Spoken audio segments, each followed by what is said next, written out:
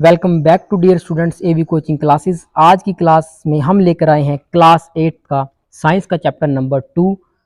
तो स्क्रीन पे आप देख पा रहे होंगे माइक्रो ऑर्गेनिज्म फ्रेंड एंड फो। ठीक है, माइक्रो ऑर्गेनिज्म क्या है, कितने तरह के माइक्रो ऑर्गेनिज्म होते हैं, कहाँ ये रहते हैं, किस तरह का इनका बिहेवियर होता है, हमारे लिए बेनिफिशियल है, हार्मफुल है, कहाँ कहाँ इनका यूज़ होता है। बहुत सारी चीज़ें जानेंगे हम आज की इस क्लास के अंदर। तो आज की क्लास में आई होप कवर ना हो पाए तो वीडियोस 2 या 3 पार्ट में जा सकती है अगर लंबी हुई। तो शुरू करते हैं आज की क्लास को। तो सबसे पहले बात आती है माइक्रो ऑर्गेनिज्म क्या होता है। देखो, माइक्रो का मतलब होता है बहुत ही छोटा। माइक्रो का मतलब होता है बहुत ही छोटा। माइक्रो से आप समझ पाओ तो माइक्रो वर्ड जो है, माइक्रो ऑर्गेनिज्म जो वर्ड है, ये मिलके बना है दो चीजों से, माइक्रो और ऑर्गेनिज्म। माइक्रो मतलब बहुत ही छोटा लेवल। माइक्रोस्कोप आपने देखा होगा, माइक्रोस्कोप में जो चीजें देखी जा सके। माइक्रोस्कोप यानी कि बहुत ही छोटा। अगर मैं बात करूँ 10⁻⁻10 मीटर, जिनका साइज इतना छोटा हो, जिन्हें हम नेकेड आई से ना देख पाए, तो ऐसे भी क्रिएचर्स हमारे इस वर्ल्ड में एग्जिस्ट करते हैं। तो उनको ही हम स्टडी करेंगे इस चैप्टर के अंदर। उनका बहुत ही रोल भी, एक वाइटल रोल प्ले करते हैं हमारे डेली रूटीन में। तो चलिए जानते हैं। तो सबसे पहले डेफिनेशन की तरफ बढ़ते हैं। डेफिनेशन कहती है माइक्रो ऑर्गेनिज्म। तो माइक्रो ऑर्गेनिज्म क्या है? The living organism around us which are not visible to the naked eyes are called micro organism और माइक्रोब्स। ठीक है, माइक्रो ऑर्गेनिज्म, देखो एक नया वर्ड है माइक्रोब्स। तो माइक्रोब्स ही बेसिकली माइक्रो ऑर्गेनिजम्स को बोल दिया जाता है। तो डेफिनेशन कहती है द लिविंग ऑर्गेनिज्म, वे सभी लिविंग, जिंदा रहने वाली वे सभी ऑर्गेनिज्म जो हमारे आसपास रहती हैं लेकिन हम उन्हें खुली आंखों से नहीं देख पाते। कि मेरे पास मार्कर है, मार्कर में भी इतने छोटे छोटे जीव हैं, इतने क्रिएचर्स हैं जिनको हम खुली आंखों से नहीं देख पाते। तो उनकी स्टडी करते हैं, जिनको हम खुली आंखों से नहीं देख पाते, उनको बोलते हैं माइक्रो ऑर्गेनिज्म। ठीक है, अब ये रहते कहाँ हैं? तो ये हर जगह मिलेंगे आपको, है ना। जहां भी आपको कुछ भी अगर आपको दिखाई दे रहा, हर चीज के ऊपर, इवन ये जो पेपर है, पेपर के ऊपर भी है, इसकी जो इंक है, इंक में भी है। हम जो खाना खाते हैं, जो पानी पीते हैं, बहुत सारे माइक्रो ऑर्गेनिज्म हम डेली रूटीन में खाते हैं लेकिन हम उन्हें देख नहीं पाते क्योंकि वो नेकेड आई से देखना थोड़ा मुश्किल हो जाता है। तो पहला, ये रहते कहाँ हैं? They are found in air, है ना। कहाँ रहते हैं? हवा में, वाटर पानी में, and bodies of plant and animal, और एनिमल और प्लांट्स की बॉडी में ये रहते हैं माइक्रो ऑर्गेनिज्म। ठीक है, तो पहला पॉइंट क्या है? They are found in air, water and bodies of plants and animals. ठीक है, they can survive in ice cold climates to hot spring and desert to marshy land.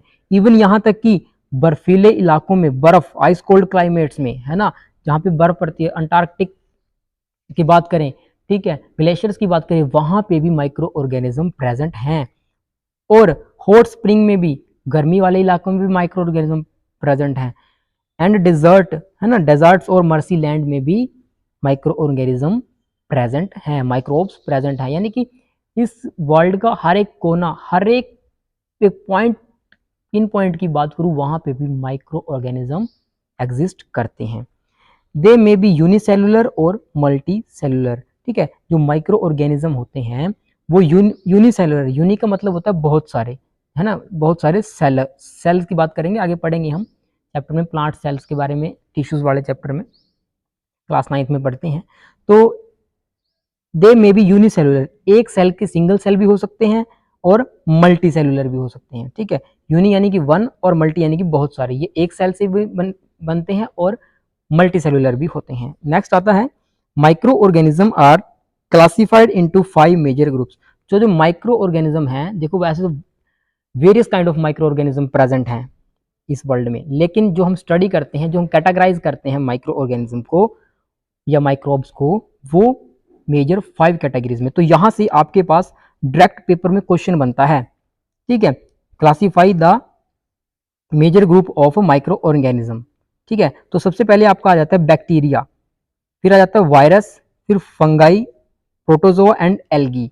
ये सभी तरह के क्या है? ये माइक्रो ऑर्गेनिज्म है जिनको कैटेगराइज किया गया है इन 5 ग्रुप्स के अंदर। बैक्टीरिया आपने सुना होगा कि ये खाना मत खाओ, इसमें बैक्टीरिया है, या खाने से पहले हाथ धो, अपने वो ऐड भी देखी होगी लाइफ बॉय वगैरह वाली, वो कहते हैं बैक्टीरिया रह जाते हैं हाथ में, वायरस रह जाते हैं हाथ में, तो वो क्या है, माइक्रो ऑर्गेनिज्म है जो हमारे लिए हार्मफुल भी है और हमारे लिए हेल्पफुल भी है। तो बैक्टीरिया एक तरह का माइक्रो ऑर्गेनिज्म है, वायरस एक तरह का माइक्रो ऑर्गेनिज्म है, फंगी जो आप देखते हो ब्रेड वगैरह में काफी दिन के हो जाते हैं तो उनमें एक फंगी आ जाती है ना, फंगस उसमें लग जाती है, तो वो क्या है, वो भी एक तरह का लिविंग ऑर्गेनिज्म है। फिर प्रोटोजोआ आ जाता है और एल्गी, एल्गी जिसको हम हिंदी में काई का नाम देते हैं, है ना। तो चलिए इनकी डिटेल स्टडी करते हैं आगे। चलिए आगे आपका हम पढ़ते हैं बैक्टीरिया के बारे में। तो बैक्टीरिया भी क्या है, bacteria are small unicellular organism, ठीक है। जो बैक्टीरिया है वो यूनिसेलुलर सिंगल सेल ऑर्गेनिज्म है, ठीक है। जो बैक्टीरिया है वो क्या है, सिंगल सेल ऑर्गेनिज्म, उसमें सिर्फ एक ही सेल प्रेजेंट होता है, ठीक है। तो जो बैक्टीरिया है यूनिसेलुलर ऑर्गेनिज्म है। तो इसके जो two common bacteria are lactobacillus and rhizobium. Lactobacillus सुना सुना नाम है, क्वेश्चन भी आता है कि जो मिल्क के अंदर आपका जो कर्ड हम फॉर्मेशन करते हैं वहां पे वो किस बैक्टीरिया के कारण हमारा जो दही बनती है, तो वो क्या है, lactobacillus. So lactobacillus help in the formation of curd.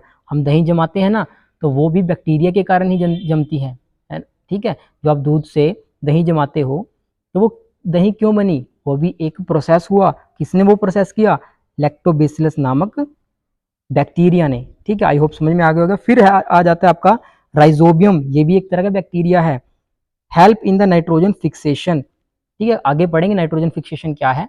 तो राइजोबियम ये भी एक तरह का बैक्टीरिया है।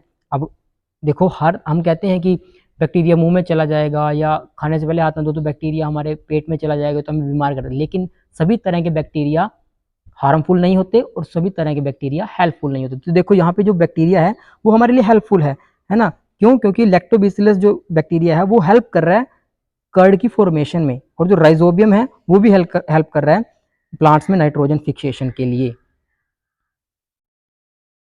तो चलिए आगे देखते हैं। फिर हम वायरस के बारे में डिटेल में स्टडी करेंगे, लेकिन उससे पहले फंगी, प्रोटोजोआ और एल्गी के बारे में जान लेते हैं। तो फंगी क्या होती है, फंगी भी एक तरह का क्या है, माइक्रो ऑर्गेनिज्म है जो बेसिकली ब्रेड्स वगैरह पे लग जाता है, ठीक है, जो उनको खराब कर देता है, क्लियर है। उसके बाद एल्गी, एल्गी आपको कहाँ देखने को मिलेगी, जितने भी एक्वेटिक प्लांट्स हैं, एक्वेटिक सिस्टम में बेसिकली एक्वेटिक नेचर में होती है क्या, एल्गी। काई आपने देखी होगी ग्रीन कलर की, है ना, तो वो ग्रीन ग्रीन कलर की क्या होता है, वो है लिविंग सेल्स हैं, वो लिविंग ऑर्गेनिज्म है जो प्रेजेंट रहते हैं पानी में। आपको देखा होगा काई जम जाती है तो वो क्या है, वो एक तरह की एल्गी होती है हमारे, ठीक है, एल्गाई। फिर आता है प्रोटोजोआ, प्रोटोजोआ भी क्या है, एक माइक्रो ऑर्गेनिज्म है, क्लियर है। फिर चलो आगे हम स्टडी करते हैं वायरस के बारे में। तो वायरस क्या है, देखो वायरस जो है वो एक हार्मफुल माइक्रो ऑर्गेनिज्म है। आपने देखा होगा कोविड-19 की बात की थी हमने, कुछ टाइम पहले कोविड आया था, तो उस टाइम पे वो कोविड क्या था, वो कोविड एक वायरस था, है ना। कोविड क्या था, एक वायरस था, और ये इतने हार्मफुल होते हैं कि ह्यूमन को डेड कर सकते हैं, ठीक है। तो चलो इनके बारे में स्टडी करते हैं। वायरस क्या होता है, वायरस बेसिकली एक हार्मफुल माइक्रो ऑर्गेनिज्म है। So virus are much smaller as compare to other micro organism, ठीक है, सभी से छोटा है ये लेकिन सभी से हार्मफुल है, सबसे ज्यादा हार्मफुल है। So viruses are much smaller as compare to other micro organism. तो जितने भी आप अदर माइक्रो ऑर्गेनिज्म की बात करो, लाइक आपका बैक्टीरिया है, एल्गाई है, प्रोटोजोआ है या फंगी है, इन सभी से जो छोटा है वो कौन है, वायरस है, छोटा है लेकिन असरदार है। उसके बाद they do not have cellular structure like other micro organism, और इनकी एक और खास बात क्या है कि इनका कोई पर्टिकुलर अपना स्ट्रक्चर नहीं होता, कोई सेलुलर टाइप स्ट्रक्चर इनका नहीं होता। तो ये लीव कैसे करते हैं, नहीं रहते कैसे फिर, तो देखिए, so they reproduce only inside the cell of host organism. तो ये क्या करते हैं, मान लो जैसे ये कोई होस्ट ऑर्गेनिज्म है, मान लो ये कोई प्लांट सेल है, ठीक है, तो प्लांट सेल के अंदर ही ये अपना घर बनाते हैं, ठीक है, किसी दूसरी बॉडी को अपना कैरी करने के लिए उस अपना जरिया बनाते हैं, ठीक है। क्या करते हैं ये, कि कोई दूसरी बॉडी पड़ी है उस बॉडी के अंदर ही लीव करते हैं, उस बॉडी के अंदर रहते हैं, ठीक है। आपने देखा होगा कि जो मादा एनोफ्लीज हम मॉस्किटो की बात करते हैं तो उसमें क्या है, जो हमारा जो उससे हमें बीमारियां होती है जो मच्छर के काटने से, है ना, तो वो क्या है, वहां पे भी वो वायरस लेके आते हैं वायरस, तो वो